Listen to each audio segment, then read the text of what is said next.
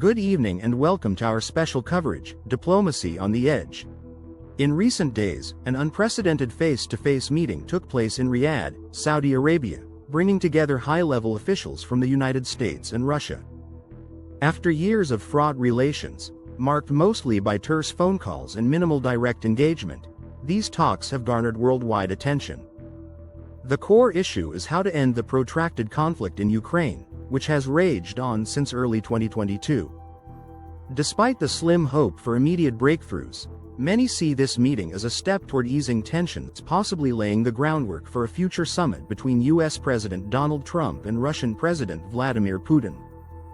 The talks at Diriyah Palace in Riyadh stretched over 4 hours, with 2 separate sessions and a brief lunch break.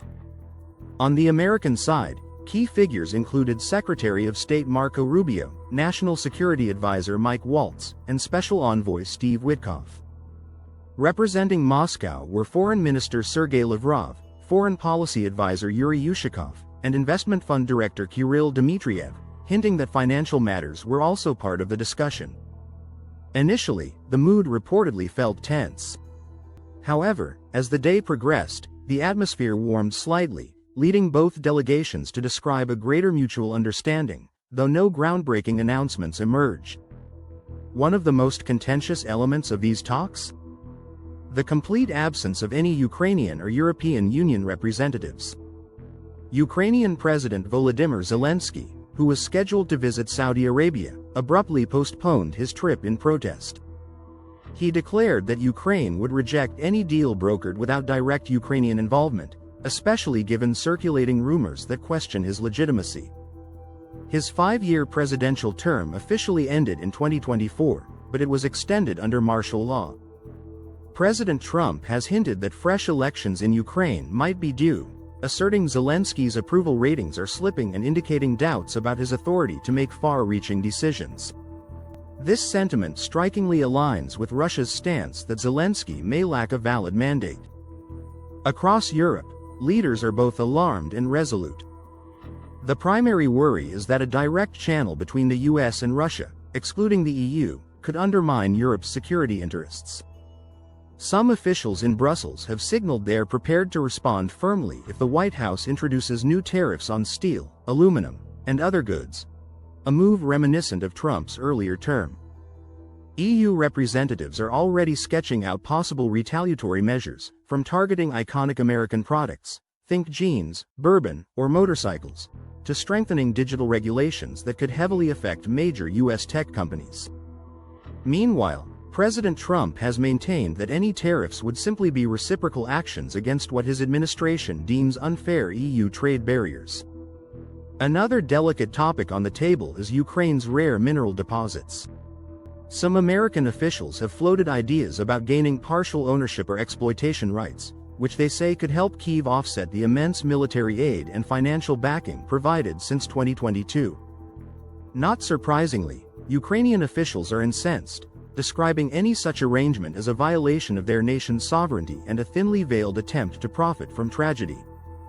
Critics argue that this could jeopardize a genuine, long-term recovery for Ukraine. Moscow's long-standing condition remains unchanged. Ukraine must stay out of NATO, and the West must acknowledge Russia's strategic interests, chiefly, halting any further eastward expansion of the alliance. Officially, the US and its allies reject that proposition.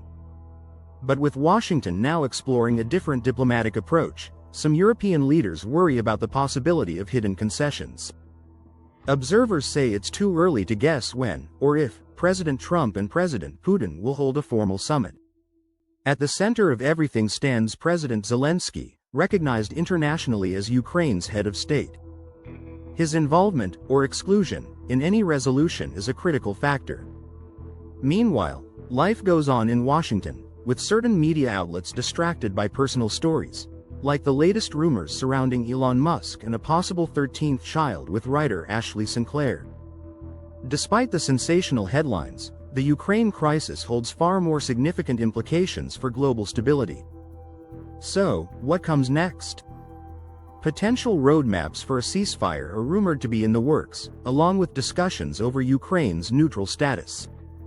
Talks about whether Zelensky truly retains the public's support, or if new elections are required, remain a hot-button topic. If the Trump administration and the EU cannot resolve their trade friction, we may see another wave of tariffs and retaliations, threatening global markets at a time already shaken by war and instability. Above all, no matter how these negotiations unfold, the international consensus still regards Ukraine as a sovereign nation with Zelensky at the helm. European leaders stand ready to deploy firm economic countermeasures should they find themselves shut out, and Saudi Arabia, seeking to bolster its diplomatic reputation, remains open to hosting additional talks. The world watches with bated breath. Will these delicate discussions open a path toward peace? Or are we witnessing the opening chapter of yet another deep geopolitical standoff?